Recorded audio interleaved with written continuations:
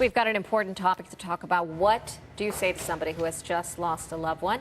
Joining us this morning is our etiquette expert, Diane Gottsman. Always great to have you here, Diane. Thank you for having me. You know, often we talk about how do you deal with things at work, how do you deal with wedding invitations, what have you, but this is something that is very important, and really it applies to anybody out there. How do you deal with the loss of a loved one? We all experience it. And what happens is we tap dance around because we don't know what to say. We don't know what they're feeling. That's right. Number one here on the list, you have acknowledge their loss. You know, the American Cancer Society says to use the word died. In other words, when you see someone in the grocery store, let's say, instead of saying, I'm sorry for your loss or the passing, say, I'm sorry to hear your dad died. And the reason why they suggest that is because it opens up a conversation if the other person wants to do that. Certainly, there is nothing you can say that's going to be wrong. But when you use that word died, it really does it does have that opportunity for someone to share their feelings. Right, and like you said, you acknowledge that loss. On the awkward communication, no one really knows what to say. And so, again, anything you say is not going to be wrong, but you can just say, listen, I don't even know what to say. I feel so bad about the loss. I feel so bad about your father, and please let me know what I can do. So just letting them know that you're there.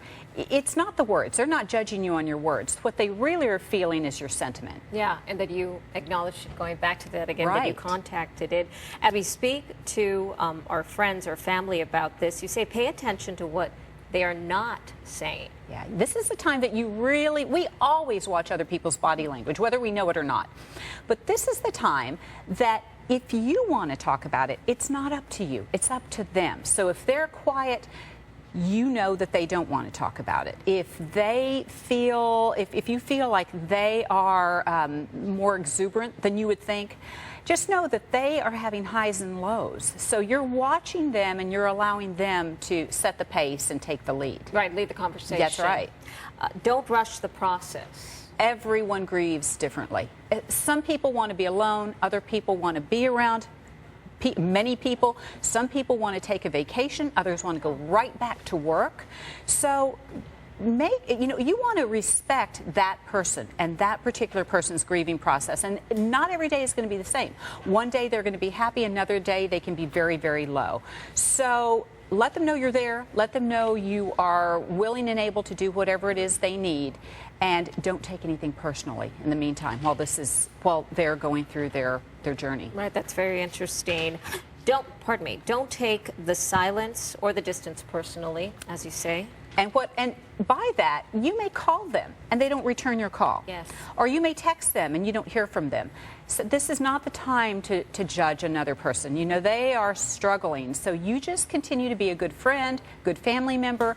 Keep showing up weekly, keep dropping something by. You know, what we do is the first 2 or 3 or 4 weeks, we are very involved. And then we go on to our own lives. And, you know, really, after everybody has gone home is when they need us the most. So just make sure that you're touching base occasionally and asking what you can do for them. During the holidays and special days, we need to be there for them. How do we respond to those? So, you know, there's going to be anniversaries that they're going to go through, special birthdays that they have memories, holiday events. And sometimes we wonder, should we invite them over? Should we not? Oh, if they come over, they're going to see our family having a wonderful time. And don't let that influence your decision to invite them over. They want to be around people, and grieving people want to see other people happy. And that really uplifts them as well. So be very sensitive to particular days and dates of the year, and just keep them in mind and extend an invitation. Let me ask you something else, and it's not necessarily on our list. We live in a day and age where we're on social media all the time. We really, you know, I picked up the phone and I left a voicemail for a friend of mine.